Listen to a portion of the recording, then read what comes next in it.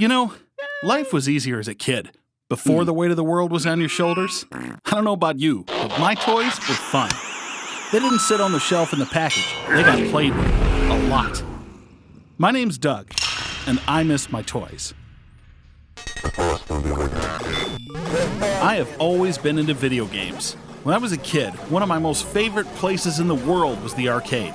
It's where I wanted to go for nearly every birthday.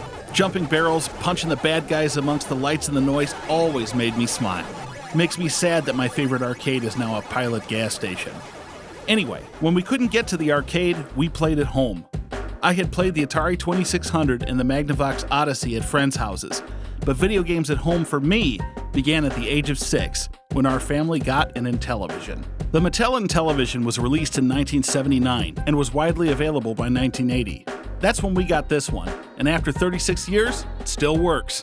Let's get a closer look. This is the Intellivision console, how it appeared when it first launched back then. This is considered the Intellivision 1. There was an Intellivision 2 and an Intellivision 3 to follow. They were all pretty much the same system with some different designs, but this is the very first one.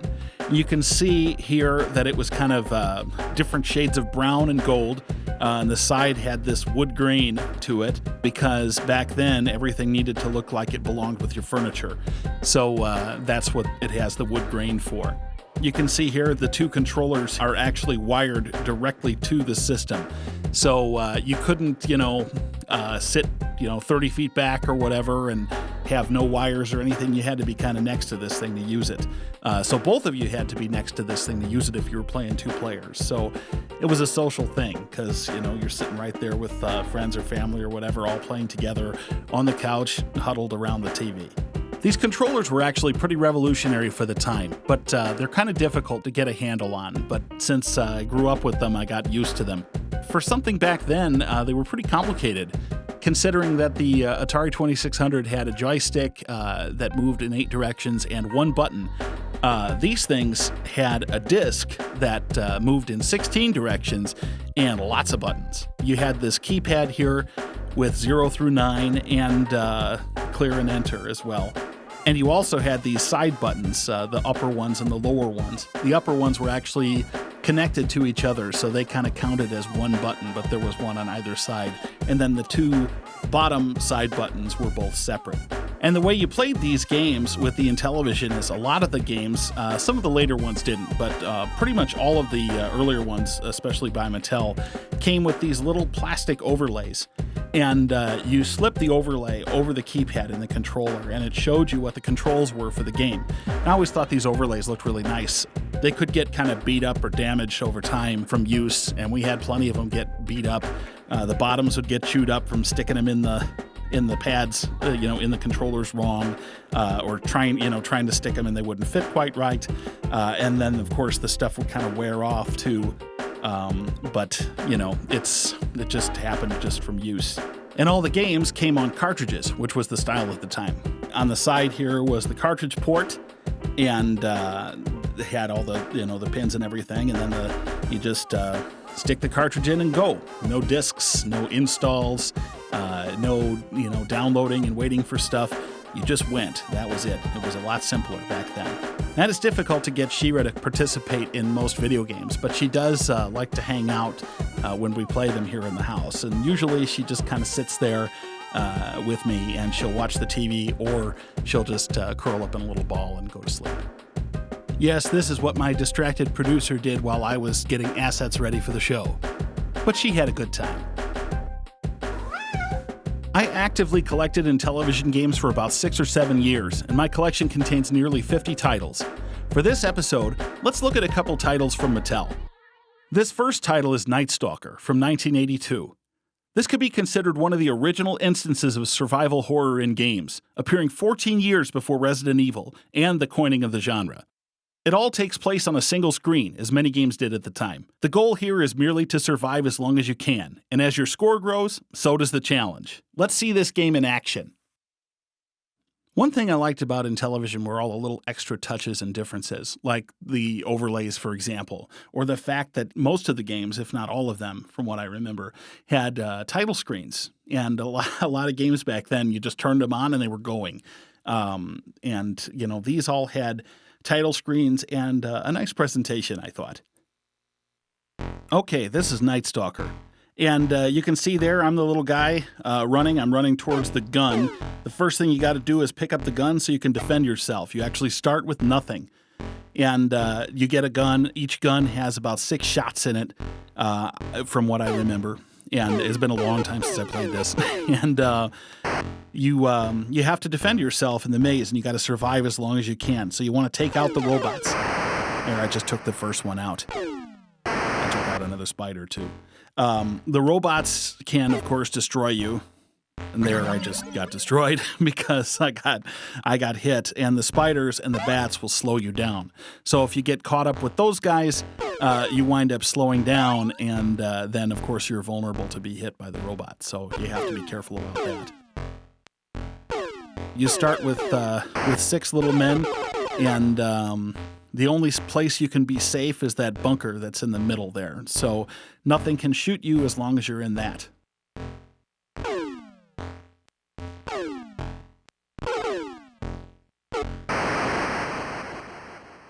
We're going to fast forward through some of this here so you can kind of see a little more of it. Destroy many gray robots. And now I've reached past the 5,000 mark, and we're going to get a new adversary. And now we've got a blue one. And each one that comes out is a little bit different. As you can see, there's still a gray robot out there, too, which can give you some more difficulty. But the blue one is a lot more aggressive and a little bit faster. I just got him. Let's speed this up again and move on a little further. Many robots getting destroyed, and probably me too. Okay, so when I reach 15,000 here, I get to the next guy, and this is a white robot, and you'll see what's different here. You shoot him, and he just gets angry and comes at you faster. You have to hit him 3 times in order to take him out. So things get increasingly difficult. As you can see now, I have a couple of gray robots and the white robot to deal with. So we're going to speed up a little bit here and deal with him for a bit, and you can see where my final demise happens. I leave the base, get caught up by the spider, and run over by the gray robot. And of course, everybody's converging on me, and that's the end of that. So the object is just to survive as long as you could, and as you progress the score, things got a lot tougher, and more robots would come. And there were more robots too. As you progressed further in the game, you would get even more different types of robots that would do different things. I had so much fun playing this game. This next title is Astrosmash, dating back to 1981. Asteroids was a huge hit in the arcades for Atari, and everyone wanted to play space shoot-'em-ups at home as well. This was similar only in the sense that you shot at rocks and the like in space. The object here was to build up as high of a score as you could, with the difficulty increasing along the way. Your gun was on the ground, just like Space Invaders, and you had to shoot and dodge your way through. Now we're going to take a look at Astrosmash, and for any of you people who watch The Big Bang Theory, this might look familiar. Sheldon wears an Astrosmash t-shirt sometimes on the show, so that's where it comes from. But anyway, you're the little ship on the ground here, and you're shooting. I've got the auto fire on because I've always liked playing that way. It's a little easier on the thumb, too. You have to shoot the rocks that are falling. You've got to shoot the little blinking satellites that come at you and beep at you.